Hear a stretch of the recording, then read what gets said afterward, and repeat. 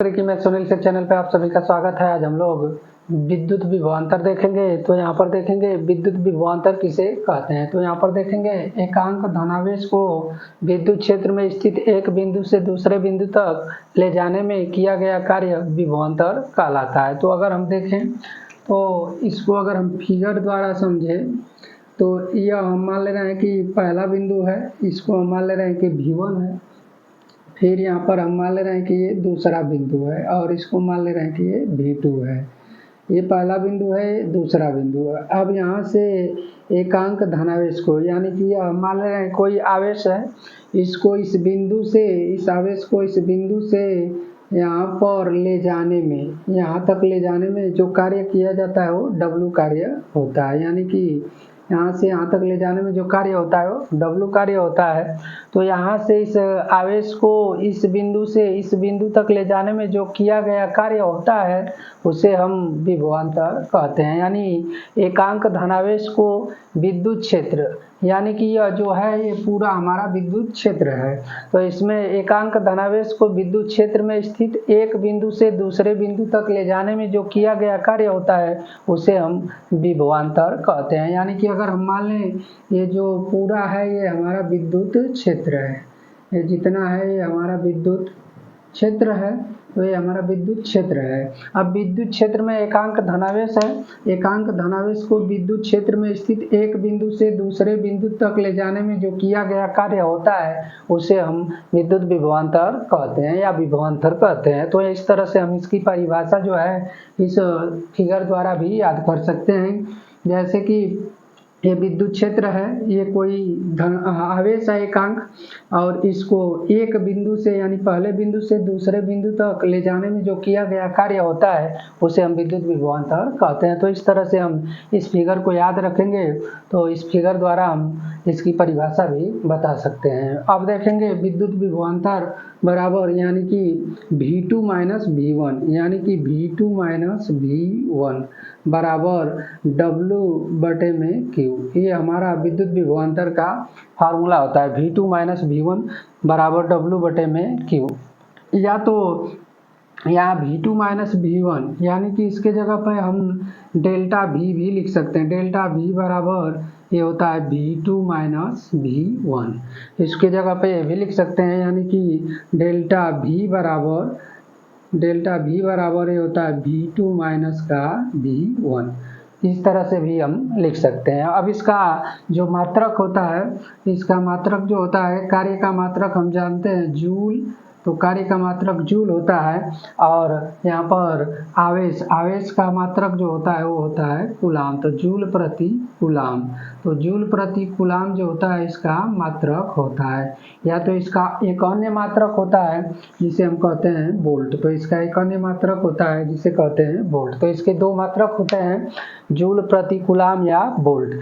और यहाँ पर फार्मूला जो होता है V2 माइनस V1 और बराबर W बटे में Q, या डेल्टा V बराबर V2 माइनस V1। तो ये फार्मूला भी हम याद रखेंगे। तो इस तरह से हम विद्युत विभवांतर की परिभाषा इस फिगर द्वारा भी याद रख सकते हैं। और इसका जो यहाँ पर मात्रक होता है, अगर फार्मूला हमें याद है तो फार्मूला से हम मात्रक निकाल सकते हैं। जैसे यहाँ कार्य है, कार्य का मात्रक जूल होता है और आवेश का मात्रक कूलाम होता है, तो जूल प्रति कूलाम या इसका अन्य मात्रक जो होता है वो वोल्ट होता है। तो इस तरह से हम इस पे फार्मूलों को भी याद कर सकते हैं। अब देखेंगे हम लोग इस फार्मूले पे किस टाइप के सवाल आते हैं, तो इन पर आधारित हम कुछ सवालों को देखेंगे। पहला सवाल है 118 वोल्ट पर एक बिंदु से 128 वोल्ट पर किसी बिंदु तक 2 कूलाम के एक आवेश को चलाने में कितना कार्य किया जाता है। यहाँ पर देखेंगे तो पहला हमें यहाँ पर विभव यानी कि V1 का मान 118 दिया हुआ है, V2 का मान जो है 128 दिया हुआ है,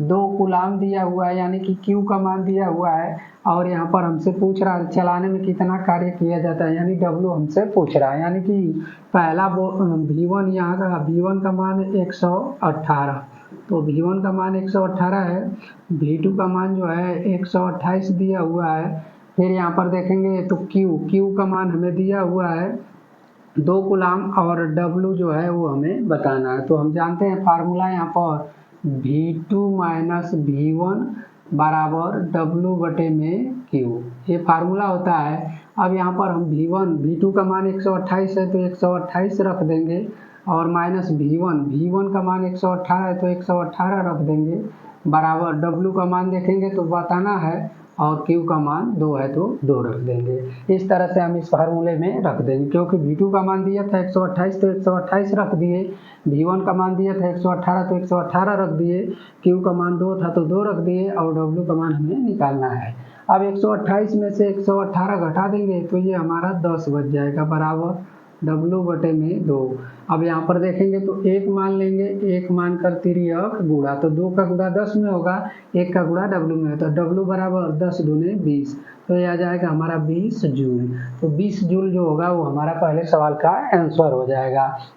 जब भी ऐसा सवाल आए तो जो पहला विभव हो, यानी कि पहला वोल्ट यहाँ पर दिया 118 वोल्ट, तो इसको हम V1 मान लेंगे, और फिर यहाँ पर दूसरी बार दिया 128 वोल्ट, यानी कि इसको जो है दूसरी बार जो दिया रहेगा उसको हम V2 मान लेंगे।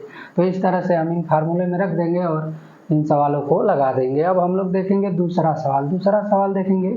5 कूलाम वाले एक विद्युत आवेश को विद्युत क्षेत्र में एक बिंदु से दूसरे बिंदु तक ले जाने में 25 जूल ऊर्जा खर्च करनी पड़ती है। यदि पहले बिंदु का विभव 10 वोल्ट हो तो दूसरे बिंदु का विभव ज्ञात करें।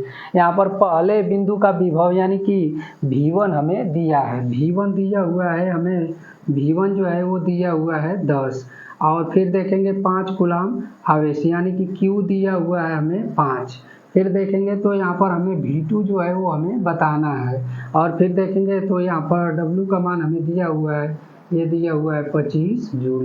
अब जो है फार्मूला हम जानते हैं, तो फार्मूला यहाँ V2 माइनस V1 बराबर W बटे में Q, ये फार्मूला होता है। इस फार्मूले में अगर हम रख दें तो यहाँ पर देखेंगे तो V2 का जो है मान देखेंगे, तो इसमें हमें V2 का मान बताना है, तो V2 माइनस V1 का मान देखेंगे तो 10 दिया हुआ है, W का मान देखेंगे तो 25 दिया हुआ है, और Q यानी कि यहाँ पर आवेश जो है वो हमें 5 दिया हुआ है, तो 5 रख देंगे।